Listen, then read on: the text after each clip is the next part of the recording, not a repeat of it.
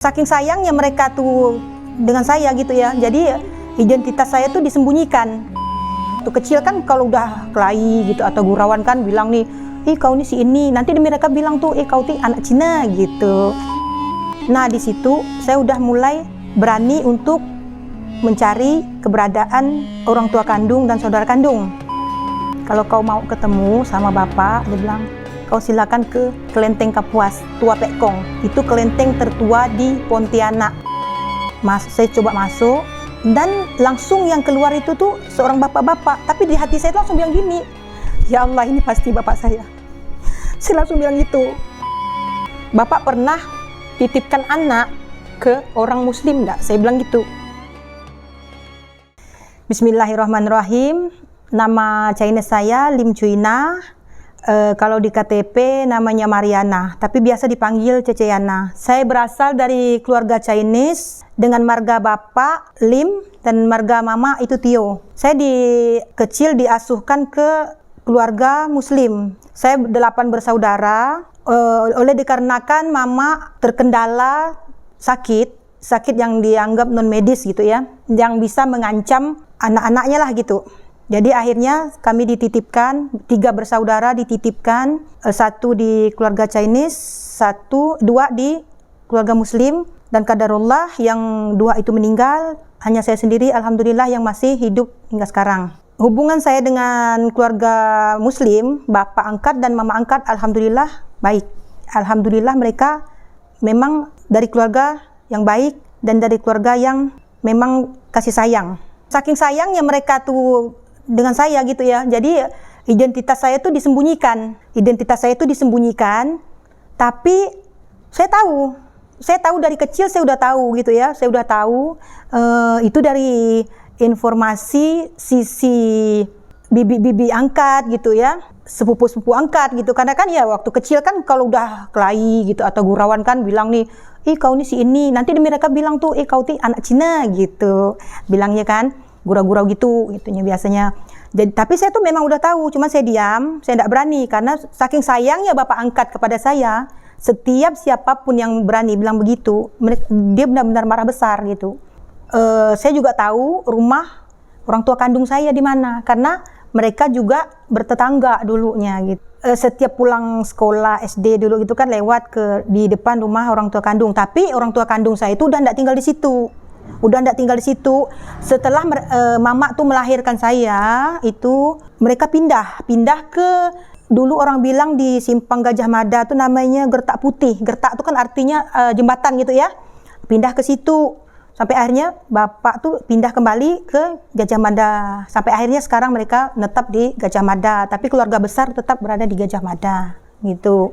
Nah, jadi saya tahu, saya tidak berani ungkap status dan siapa diri saya hingga akhirnya saya dewasa, akhirnya saya menikah gitu ya. Saya juga belum berani ungkap, tapi saya udah tahu karena pada saat saya menikah, saya diwali hakimkan. Saya memang tidak berani untuk mengungkap. Saya benar-benar kesian, benar-benar sayang kepada mereka karena mereka benar-benar sayang kepada saya. Jadi saya benar-benar jaga perasaan bapak dan ibu angkat. Saya tuh bang dalam hal seperti itu memang sama sekali tidak berani bertanya. Sampailah akhirnya saya menikah, waktu itu belum 1 tahun. Saya masih hamilkan anak yang pertama. Mama angkat itu memang udah benar-benar sakit parah dan dia juga tidak lihat saya melahirkan. Setelah dia meninggal, nah di situ saya udah mulai berani untuk mencari keberadaan orang tua kandung dan saudara kandung. Qadarullahnya lagi, memang Allah mau ketemukan. Saya ketemu dengan AI. AI itu kalau dalam bahasa kami itu bibi gitu ya.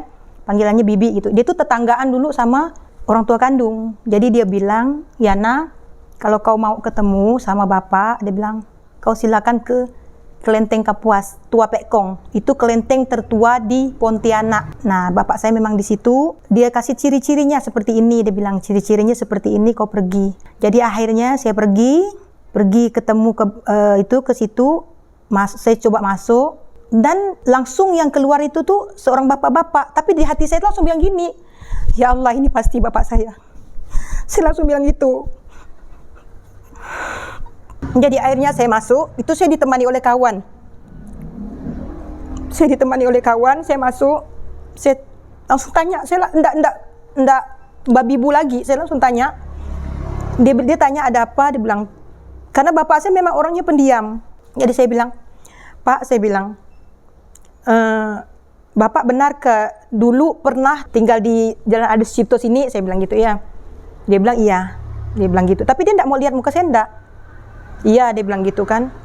Bapak pernah titipkan anak ke orang muslim enggak? Saya bilang gitu. Pertama dia bilang enggak, tapi dia enggak mau lihat muka saya, Bang. Enggak mau. Dia benar-benar diam dan nunduk gitu ya. Dia enggak mau lihat muka saya. Tapi saya tuh yakin, saya percaya itu bapak saya gitu kan. Saya langsung bilang, tanpa dia mengaku, saya langsung, Pak, saya anaknya. Saya lah yang bapak titipkan. Saya bilang gitu. Dia langsung diam, pokoknya dia enggak mau lihat muka saya kan. Saya langsung tanya, saya minta alamat Pak. Saya bilang gitu, alamat bapak di mana? Dia langsung kasih. Setelah itu sekitar 1 minggu atau 2 minggu gitu kan. Saya cari kesempatan, karena dulu kan kendaraan susah, Bang. Saya kan enggak punya apa-apa gitu kan, enggak punya kendaraan apa gitu kan. Jadi saya jalan kaki tuh. Dari Mujahidin ke Gajah Mada itu saya jalan kaki, saya coba cari gitu kan. Dan alhamdulillah memang langsung ketemu. Rupanya bapak memang udah ngomong, udah bilang sama mama, sama saudara yang lain bahwa saudaraku ada datang cari, dia bilang gitu. Dan memang ketemu. Karena ya alhamdulillah hanya saya sendiri yang wajahnya memang mirip dengan mama gitu. Kalau yang lain beda. Mereka semua senang kan diketemukan nih dengan ama kan. Ama itu kan nenek kan dari pihak mama. Ama tuh bilang waktu bapak kasihkan saya ke orang, ama tuh enggak tahu. Setelah ama tuh tahu ceritanya, ama tuh pergi keliling ke Adi Sucipto. Dia hanya tahu dapat informasi bahwa saya dititipkan ke orang yang punya warung katanya gitu kan. Dia pergi cari, Bang, cari. Setiap hari aku pergi cari, dia bilang aku enggak mau dikasih. Dia bilang gitu, cari. Sampai akhirnya dia bilang, aku udah enggak mampu jalan. Dia bilang gitu. Jadi sampai dia enggak mampu jalan, dia udah enggak cari lagi. Memang mereka enggak mau gitu, sebenarnya enggak mau kasihkan. Sampai paman saya yang tuape abangnya bapak gitu kan. Dia kalau lihat muka saya, dia udah langsung nangis gitu. Dia bilang, kalau aku tahu kayak gini, dia bilang gitu, aku enggak itu, dia bilang, memang enggak kasih dia titip ke orang gitu, biar titip dia gitu kan, karena abang juga kakak juga titip dia gitu. Jadi respon mereka tuh alhamdulillah baik. Respon mereka tuh memang mereka menunggu. Mama tuh sering kalau udah enggak kambuh gitu ya, mama selalu bilang, anak-anak aku di mana gitu. Anak-anak aku di mana? Anak-anak aku kau kasih siapa gitu, tanya bapak gitu kan. Nah gitu dia kalau dia sehat gitu, tapi kalau dia kambuh ya dia lupa gitu. Tapi mama pun kalau dia itu memang benar-benar sayang ke saya, apapun yang saya pakai dia bilang cantik, dia bilang bagus bajunya, dia bilang kasih mami ya, dia bilang gitu. Saya kasih, dia mau pakai apa enggak saya kasih gitu. Karena sepertinya pun ikatan batin saya dengan dia kuat, Bang. Saya pertama kali ketemu dengan mama itu udah langsung enggak bisa berkata-kata gitu ya, sampai teman tuh yang ngomong sendiri bilang, ya nak kok kayak sinetron ya, dia bilang gitu kan. Saya senangnya tuh udah enggak bisa ngomong gitu kan, senang bahagia dan perasaan tuh enggak bisa diungkap lah seperti apa gitu tuh. Jadi akhirnya dengan keterbatasan penyakit daripada mama waktu itu tuh, saya dapat kabar, saya pulang Imlek mama itu pergi, tapi enggak pulang gitu, udah sekitar 10 harian gitu kan. Cece saya telepon, ya nah mami nggak pulang gitu. Jadi akhirnya kami cari, cukup dengan perasaan sedih, perasaan bimbang, perasaan apapun, tidak ketemu. Pas 15 hari habis Imlek itu kan Cap Gome kami bilang kan, itu mama diketemukan, pulang dan setelah itu mama juga pergi lagi, ketemukan lagi hingga sekarang hilang yang ketiga kali. Saya juga enggak tahu mama udah di mana gitu, tapi saya berharap dalam kondisi apapun Allah ketemukan kembali. Dan saya juga udah janji dengan suami, apapun kondisi mama saya ketemu, saya akan ambil beliau dalam kondisi apapun. Siapapun dia tetap orang tua kandung saya yang telah melahirkan saya. Walaupun beda keyakinan, yang harus saya pelihara, yang harus saya hormati, dan saya yakin itulah surga buat kami. Cuma sampai sekarang Allah belum menemukan kami. Saya kurang tahu hilangnya itu, lupa dah saya tahun berapa, sekitar udah 5 tahun 6 tahun gitu kali ya. Hubungan saya dengan bapak kandung itu alhamdulillah tetap baik gitu ya, sampai akhirnya waktu itu setelah saya ketemu dengan bapak dan saudara kandung saya itu datang ke rumah nyari gitu kan, nyari saya, langsung ketemu dengan bapak angkat. Saya nervous loh, saya nggak berani. Saya nggak berani ngomong, saya nggak berani bilang. Dia selalu bertanya, siapa? Itu siapa Yana? Itu siapa? Saya bilang teman. Saya bilang teman gitu kan. Saya bukan membohongi atau apa, saya cuma menjaga perasaan dia yang telah merawat saya gitu kan. Karena dia memang benar-benar nggak punya anak. Jadi akhirnya saya nggak berani ngomong. Saya ketemu dengan bibi angkat dari pihak mama angkat gitu untuk menjelaskan ke bapak angkat karena saya udah nggak bisa ngomong. Jadi akhirnya bibi angkat itu ngomong ke bapak angkat, bilang bahwa ini saudara kandungnya yang datang nyari, dia bilang gitu. Saya udah nggak bisa bunyi, itu saya menunggu respon yang akan keluar dari bapak angkat. Tapi alhamdulillah respon beliau baik, sangat baik. Malah anggapan beliau, alhamdulillah, dia bilang, yang lain itu juga anak-anakku, dia bilang gitu. Semuanya juga anak-anakku, dia bilang gitu. Beliau pun sangat senang. Kalau Imlek, saya disuruh pulang. Saya disuruh pulang Yana, dia bilang gitu kan. Kau tidak boleh tak pulang, katanya bapak kau nunggu, dia bilang gitu. Kalau Idul Fitri juga, dia udah siap dia dengan segala angpaunya untuk menunggu kedatangan saudara-saudara saya dan anak-anaknya gitu kan. Untuk kami kumpul saudara. Hingga sampai sekarang kami yang nama hubungan baik tetap. Pada saat Idul Fitri itu bapak angkat udah bilang suruh saya masak. Pokoknya masak lah yang enak-enak gitu, masak kan untuk menunggu mereka datang gitu kan. Jadi pada hari pertama itu sampai sekarang kami tetap, kalau hari pertama itu kami tetap kumpul ke saudara yang Chinese semua, sampai saudara, sepupu, bibi, paman gitu, itu kumpul pada hari itu. Itu bapak tuh benar-benar senang gitu. Dia udah siap dengan angpaunya bang. Udah siap angpaunya, dia mau tunggu cucu-cucunya datang gitu. Cucu-cucu dari saudara kandung saya, dia udah menunggu bahwa dia menganggap itu cucu dia juga gitu, anak dia juga gitu. Jadi setiap lebaran memang dia tunggu gitu. Dia senang, pokoknya senang lah. Jadi saya tuh tidak terbayangkan respon baik penerimaan bapak angkat ini kepada saudara-saudara saya. Dia tidak memilih, tidak membedakan gitu. Jadi dia menganggap saya anaknya, yang saudara kandung saya yang lain juga anak-anak beliau, anak-anak bapak angkat saya gitu. Saudara kandung saya juga merespon baik dengan bapak ini. Apapun kadang kalau memang misalnya ndak lebaran gitu ya, masak nih Yana, suruh mereka datang gitu kan ya, saya telepon yuk itu kesini kita makan ya, mereka datang gitu, apapun acara kami mereka ikut datang gitu. Bagus. Juga saya pernah biasa ketemukan antara bapak kandung dengan bapak angkat. Nah, saya ketemukan mereka berteman secara akrab enggak, tapi istilahnya tuh bertetangga, pernah tahu karena bapak angkat itu dulu kan kerjaannya kan orang bilang tuh bikin karet sama jualan ikan gitu. Jadi setiap hari lewat di depan rumah bapak kandung gitu. Kami di antara saudara ndak ada saling yang bagaimana gitu, malah baik. Malah kakak saya sendiri senangnya kalau apa itu sakit atau apa dia ke rumah gitu, maunya sama saya gitu kan. Nah nanti kalau ada apa-apa misalnya ada keluarga yang sakit atau apa, itu abang saya yang besar sekali langsung telepon bilang, Yana ini misalnya paman ini sakit, ayo kita pergi, ayo kita ini gitu. Nah juga dari sisi sepupu saya juga gitu, mereka juga merespon baik gitu kan. Kalau pas ada acara tuh, Yana ayo kita kumpul keluarga ini gitu kan. Yana jangan takut, Cece enggak masakkan apa-apa kok gitu, Cece udah siapkan Yana ini gitu. Mereka udah jagakan gitu. Mereka juga tahu, sampai mereka bilang ini piringnya juga Cece enggak pakai kok, Cece pakai yang plastik buang gitu. Nah mereka juga tahu jagakan gitu. Juga kadang malah ya ada Cece yang satu itu senang gurau kan, kalau pas mau makan, Yana kalau mau makan itu bacanya bismillah kan, coba ajari Cece bacanya gimana gitu. Dia ikut. Nah, nanti kalau udah selesai bilangnya alhamdulillah kan Yana katanya. Terus nanti kalau bilang ini kan masya Allah gitu. Nah, senangnya gitu tuh kalau yang satu tuh.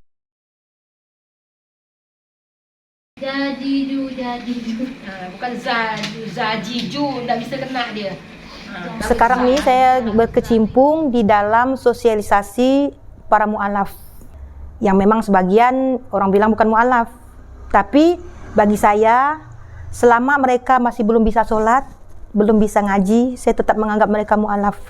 Itu yang perlu saya bimbing. Karena saya merasakan diri saya sendiri. Saya memang udah lama Islam. Tapi saya gembleng diri saya untuk mengejar ilmu agama dan ilmu Islam itu baru 4 tahun. Apapun yang saya dapatkan dalam pembelajaran saya, itulah yang saya sampaikan kepada mereka. Saya dari kecil hingga saya dewasa, hingga saya menikah lah, saya tidak begitu mendalami agama. Jadi akhirnya saya digembleng dengan berbagai macam permasalahan. Digembleng dengan berbagai macam permasalahan. Memang qadarullah, Allah kasih saya beban. Bukan kasih saya beban, Allah kasih saya ujian untuk saya mampu dengan masalah kehidupan dan masalah anak saya sakit. Saya sempat stres, tidak bisa berpikir. Tapi dari segi itu Allah kasih saya jalan untuk anak saya sembuh. Alhamdulillah anak saya sembuh. Dan akhirnya, tapi saya masih belum sholat, belum belajar, belum apa gitu ya.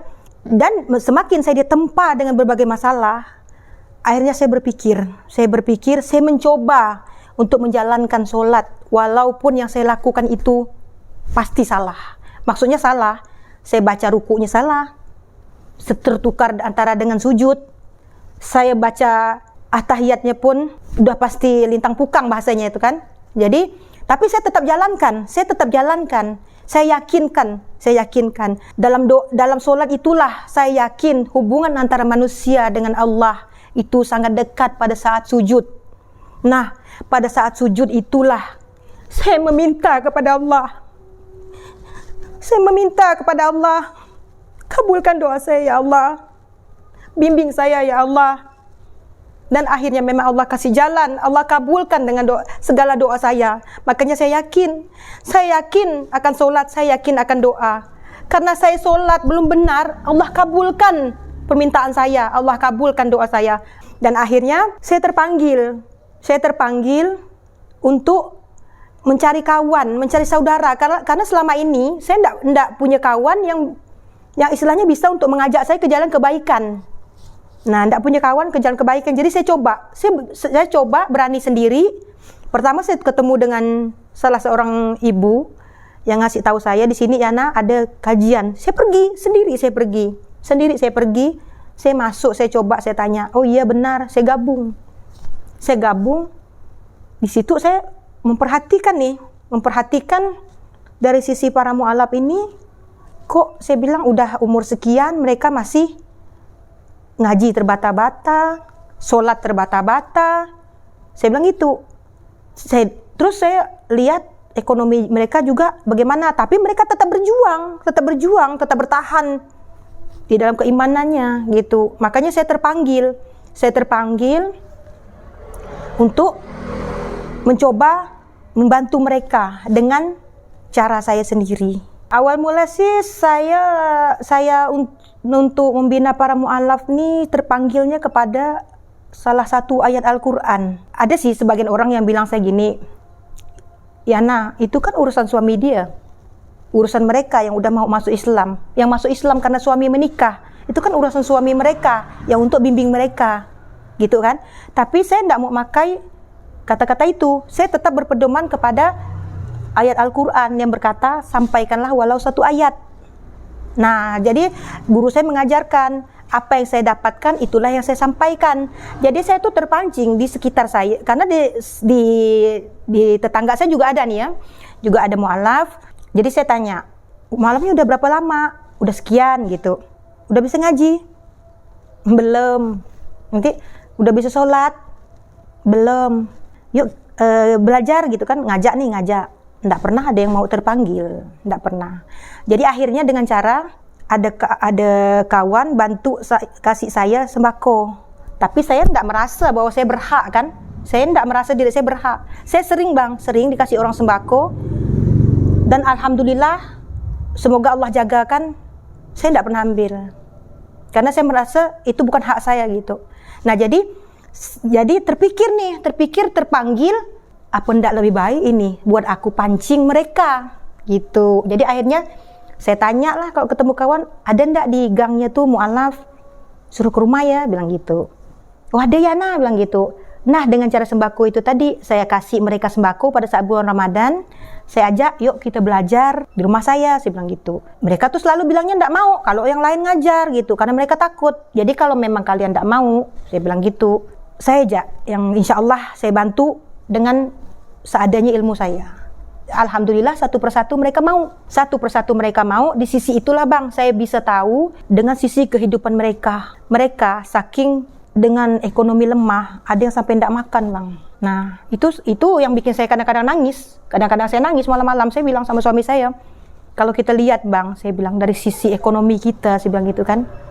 Tapi Allah udah ngasih kita lebih nikmat. Kita tidak pernah lapar, saya bilang gitu kan. Makanya saya di rumah saya tidak pernah tertutup dan makan. Kami makan, sama-sama makan. Yang penting kami ada beras, saya tidak mau.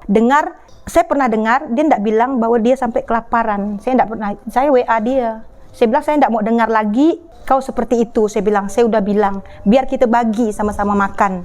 Nah, disitulah saya mencoba untuk memperjuangkan mereka. Supaya mereka yang bisa punya skill bisnis, bisa bisnis. Yang punya skill bisa buat kue, bikin kue, gitu. Sukanya tuh, ya saya diketemukan dengan banyak saudara lagi yang walaupun tidak pernah kenal, tapi Allah ketemukan saya saudara-saudara itu dalam keadaan satu iman. Dan kalau dukanya sih ya alhamdulillah memang banyak dukanya gitu. Karena kadang udah baru mau azan nih, maghrib nih ya, dapat WA. Itu HP saya memang tidak pernah mati bang. Siang malam HP saya tidak pernah mati, tidak pernah saya silent kan, tidak pernah saya mati. Sampai suami saya itu kadang-kadang, ya Allah dia bilang aku tidak mampu dengar HP ini tidak pandai mati, dia bilang. Karena di situ itu penuh bang curhatan para mu'alaf dari sisi ekonomi, dari sisi rumah tangga. Walaupun barangkali rumah tangga saya belum istilahnya yang bagaimana, tapi saya mencoba bisa membantu memecahkan masalah mereka. Kadang maghrib, kak tolonglah kak, aku udah tidak punya beras sama sekali. Anak-anak aku udah tidak makan, aku udah malu pinjam sama tetangga. Itu jauh loh bang rumahnya. Bukan dekat. Saya langsung selesai sholat, saya langsung kebut sendiri. Apa yang saya punya ya itu saya bawa. Karena saya tidak pernah untuk mencoba mencari donatur misalnya kan, minta ke sana ke sini. Gitu istilahnya saya belum pernah lah. Nah kadang kak aku udah tidak punya uang, anak aku sakit. Nah seperti itu. Jadi itulah yang saya tidak bisa diam bang. Memang saya tidak bisa diam. Saya bukan menganggap diri saya baik, tapi hati saya berkata, saya memang tidak bisa diam kalau melihat kalau yang kelaparan, kalau orang yang terkena musibah, saya tidak bisa diam bang, tidak bisa diam. Jadi gitu juga kalau biasa tuh udah jam 12 atau jam 1 malam itu dapat telepon, tolong bawakan ambulan, terus bawakan pasien ini. Saya turun bang, saya bawa ambulan. Saya bina mu'alaf itu di Jalan Adus Cipto, Kabupaten Kuburaya, Kalimantan Barat. Saya berharap para mu'alaf bisa bergabung ke saya. Dan di tempat tinggal saya itu kebetulan juga banyak para mu'alafnya. Banyak itu. Dan ada juga yang benar-benar mu'alaf yang memang tidak bisa baca tulis gitu kan. Tapi saya coba dengan cara apapun mereka bisa mengerti. Dan saya berdoa selalu kepada Allah. Saya hanya minta satu ya dulu, supaya mereka istiqomah. Dan alhamdulillah mereka istiqomah. Walau hujan, terkadang hujan nih, saya udah santai gitu kan. Saya pikir mereka tidak datang. Hujan tuh masih digedor loh saya. Mereka mau ngaji katanya, mau sholat, mau belajar. Walaupun katanya hari ini belajar besok lupa. Nah, tapi saya yakinkan supaya mereka bisa. Jumlah mu'alaf yang aktif di rumah itu sekitar belasan sampai 20-an.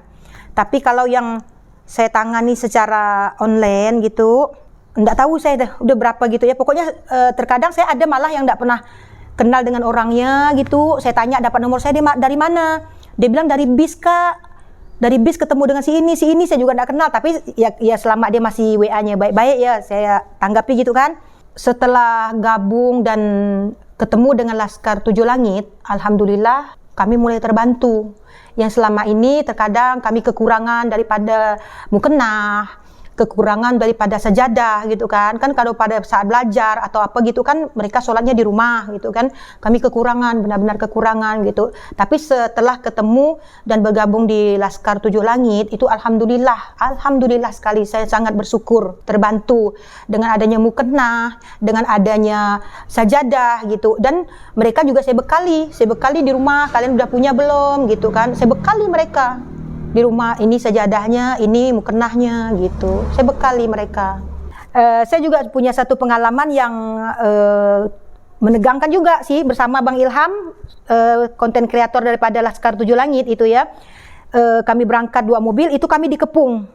Masuk ke dalam satu kampung, kami dikepung satu kampung. Jadi para pemirsa, para penonton yang merasa penasaran, tunggu podcast kami berdua dengan Bang Ilham di konten selanjutnya. Assalamualaikum warahmatullahi wabarakatuh.